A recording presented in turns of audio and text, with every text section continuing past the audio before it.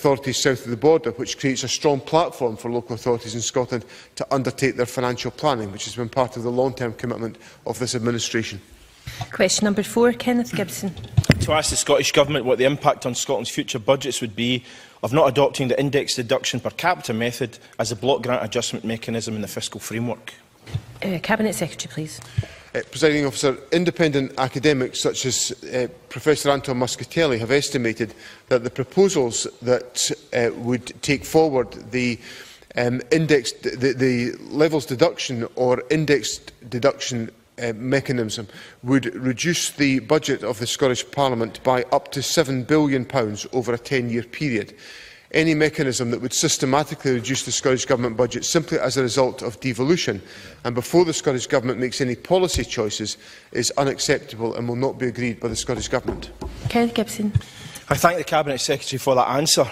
Does he agree that the failure of the UK Government to agree to fairness and no detriment in delivering the fiscal framework will be a breach of faith regarding the vow made to the Scottish people pre-referendum, show the Prime Minister's promise to deliver the Smith Commission proposals to be false, and, as we approach another referendum, this time on Europe, that the words of the Prime Minister cannot be trusted? Cabinet Secretary. President Officer, we are at a very key moment in the fiscal framework discussions, and as the First Minister set out yesterday, the key issue in resolving the question of the block grant adjustment is the interpretation of the no detriment principle. I am absolutely confident in my mind that the Smith Commission, when it made its recommendations in relation to the powers that were to be devolved, was not volunteering for a systemic reduction in the Scottish block of expenditure as a consequence of the devolution of the powers.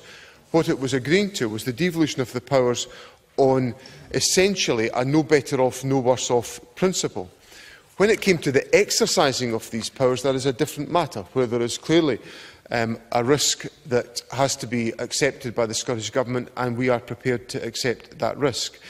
But the no detriment principle is absolutely central to this discussion, and it hinges on the question of whether we should be better off or worse off as a consequence of the devolution of these powers. Now, if we adopt a mechanism other than index deduction per capita, then that is what will happen, and that's why it's unacceptable to the Scottish Government.